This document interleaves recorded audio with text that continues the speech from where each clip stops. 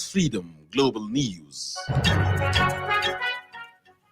House of Representatives call for the suspension of companies that imported adulterated fuel products.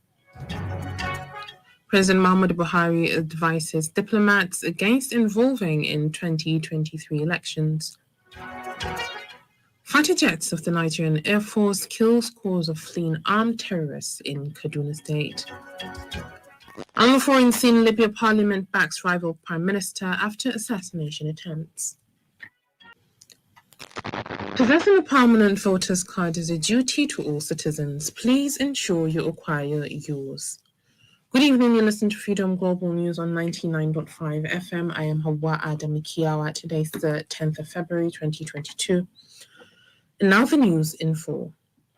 Members of the House of Representatives today called on the Nigerian National Petroleum Company, NNPC Limited, to suspend the 4 companies which recently imported adulterated fuel into the country. The lawmakers also mandated its Committee on Petroleum Downstream to investigate the release and sale of the off-spec petrol stations across the country and to bring the culprits to book. The issue was raised today as a motion of urgent public importance by the Chief Whip of the House, Muhammad Mungunu. Members of the House of Representatives during the plenary also expressed concern over the effect of the adulterated petrol on vehicles and how the cost of transportation, goods, and services has increased. The lawmakers asked that Nigerians whose vehicles and equipment were directly affected by the adulterated fuel be compensated. Meanwhile, the NNPC General Manager on Wednesday explained how adulterated petrol from Belgium and listed the companies MRS, Emadeb, Hyde, AY, McKiffy, Britannia U Consortium, Owando, and Duke Oil as the culprits. The said NNPC investigation revealed the presence of methanol in the petrol cargoes of the companies. President Muhammadu Buhari today in Abuja advised diplomats in the country to stay within the limits of their schedules and not meddle in the internal politics of the country as 2022 elections approach. President Buhari said this at the presentation of letters of credence to ambassadors of Czech Republic, Italy, Spain, and Israel. Special advisor to the President on Media and Publicity, Femi Adesina, disclosed this in a statement entitled "Observe but Don't Interfere in Internal Politics." President Buhari tells diplomats ahead of 2023 elections. He said that they are assuming their diplomatic responsibilities in Nigeria at the very interesting political period as Nigeria's national elections are due in early 2023. President Buhari had in October 2021 issued the same caution to diplomats who he also called on to adequately monitor the build-up to and the conduct of the 2023 general elections, as well as support the country in addressing rising global insecurity. He urged the ambassadors to build lasting friendships while performing their duties that will go beyond assignments in Nigeria. On the sporting arena, the Super Eagles have moved up to the 32nd in the world despite their round of 16 exit at the just concluded AFCON 2021.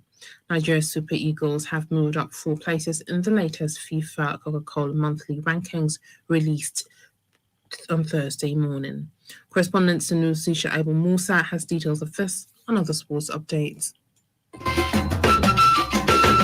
The 3-time African champions may have crashed out in the round of 16 of the 2021 African Cup of Nations, but it has not affected them negatively in the last rankings released by FIFA. The latest movement also means Nigerians are now the 3rd best team in Africa behind Morocco and the newly crowned African champions, Senegal. While Senegal's Teranga Lions AFCON triumph sees them move up 2 places to 18th in the world, while Morocco moved up 4 places to 24th. Meanwhile, the Red Devils of Belgium are still the world number 1 ranked nation, following Brazil, France, Argentina, and England. European champions Italy are 6th, while Spain, Portugal, Denmark, and Netherlands round up the rest of the top 10. Meanwhile, Nigerian international Wilfred Ndidi could make his 160th Premier League appearance when less City travel to Anfield to face Liverpool on March the 24th of the English Premier League today. The former Genk midfielder joined the Foxes in the 2016-17 season as a replacement for N'Golo Kante, who joined Chelsea following a stellar performance for Claudio Ranieri's men when he guided them to a Premier League title. And the Nigerian has done a perfect job, becoming one of the most sought-after midfielders in Europe. The 25 years old, indeed, he was part of the Leicester side that won the Emirates FA Cup last season following a 1-0 win over Chelsea at the Wembley Stadium. In another update, Mikel Arteta has confirmed Arsenal are set to offer contract extension talks with young star Bukayo Saka. The England international has been linked with a move to Liverpool and Man City in recent weeks, but it looks like the Gunners are going to do everything they can to keep their prized assets. In another development, Cesar Azpilicueta has issued an update on his Chelsea future, with his current deal set to expire at the end of the season. Azpilicueta is one of 3 defenders that could leave Stamford Bridge in the summer. Antonio Rudiger and Andres Christensen both have contracts which run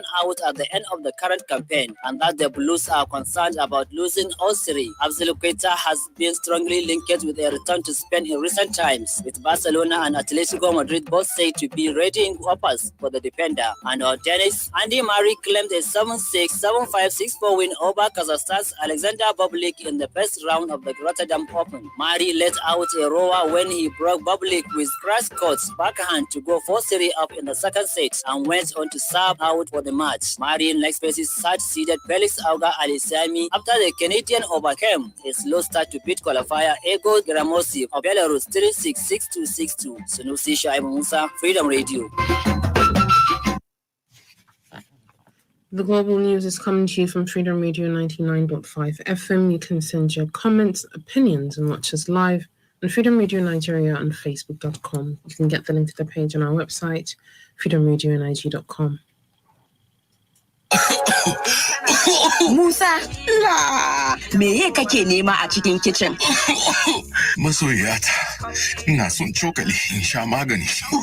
Masoyina, ka ɗauki comics kawai, ka yaga, sha ka samu sauki. Haka ne fa, ku yi amfani da comics ma duk kai tare. Comics yana da dextromethorphan da guaifenesin. Kawai ku yaga ku sha, ku samu sauki yana kulele in ka sha. Aha, na samu sauki yanzu. Ina son comics. Comics, kamfani Orange Drugs Limited da ke yin kasuwanci da dilancinta. Maganin zai iya saka kasala. In alamar tarin bata tsaya ba bayan kwana 3, ka ga likitanka. Comics yana kulele.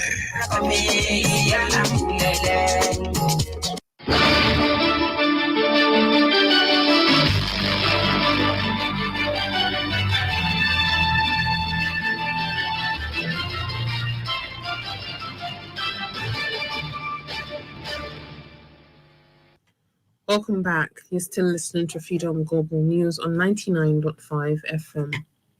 Fighter jets of the Nigerian Air Force in Kaduna State have killed scores of fleeing armed terrorists. However, PR Nigeria gathered that a ground soldier lost his life after sustaining terrible injuries from the military bombardment he was caught in. A security intelligence officer disclosed to PR Nigeria that the terrorists who were fleeing onslaughts of troops in Niger were intercepted at Labi along Kaduna-Bunungwari Road. The source, who pleaded anonymity, said the bandits were reported to be in contact with ground troops around the Labi general area. Subsequently, the contact with the troops led to the bandits taking the option of following another route to continue their movement. Effective intelligence efforts necessitated the blocking of their alternative route by reinforcing ground forces and the dispatch of attack platforms bearing heavy armament for effective annihilation of the armed bandits. And on business, the central bank today said its policies and measures have led to a significant improvement in diaspora remittances inflow. Speaking at the end of the bankers' committee meeting in Abuja, Governor Godwin Emefiele said inflow increased from an average of $6 million per week in December 2020 to an average of over $100 million per week by January 2022. According to him, diaspora remittances had fallen significantly in the wake of the COVID-19 pandemic. However, Emefiele said through policies such as a 1 trillion naira facility in loans to boost local manufacturing and production across critical sectors and the reduction of the interest rate on CBN intervention loans from 9 to 5%, remittances improved. Correspondent Abba Abdullahi has more on business.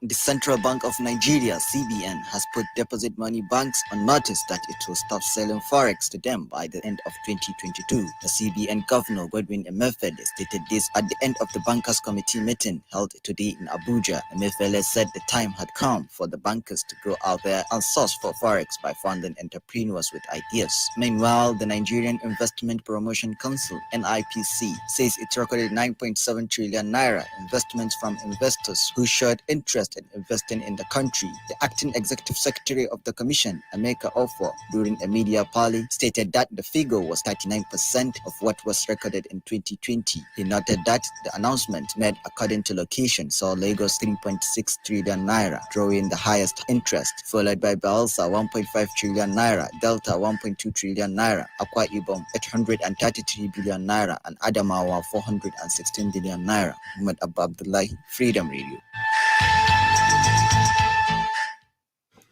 For tomorrow's weather forecast in some cities in Nigeria and parts of Niger Republic, here's the report.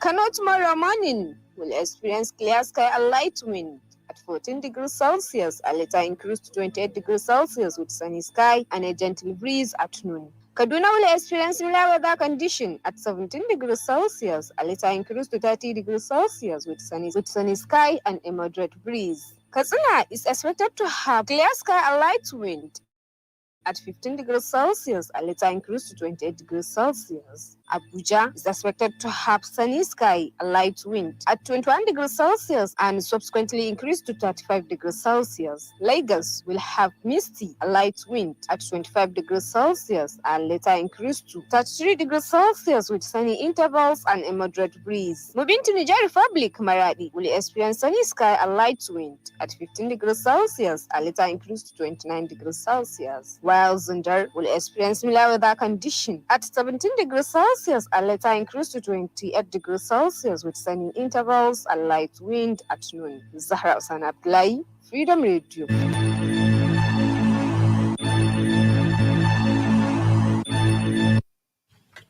And on the foreign scene, Parliament in war-torn Libya has unanimously approved a new interim prime minister in a move that threatens to spark a new power struggle in the country, as there already is someone else who holds that position.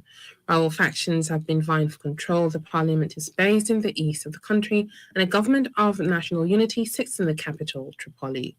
The appointment by members of parliament of Fatih Bashagha, a former interior minister, will be a direct challenge to Abdulhamid al-Dabeibi's administration. Dabeiba was chosen as prime minister last year in a UN-backed process, but parliament believes his mandate has expired as he was supposed to hand over after an election in December. That poll, however, was postponed, and Dabeiba vowed to stay on until the vote takes place. But parliament, though, sees things differently.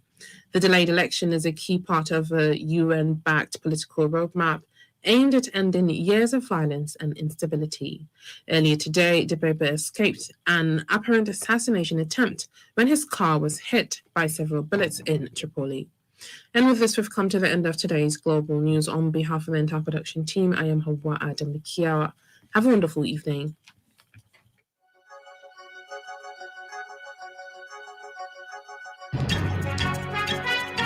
Freedom. Pop. Freedom. Freedom. Freedom. Freedom. Freedom. Freedom. Freedom. Freedom. ‘Yan uwa, harkar tsaro da kuncin rayuwa al'amura ne da suka shafi kowa da kowa. Ba gwamnati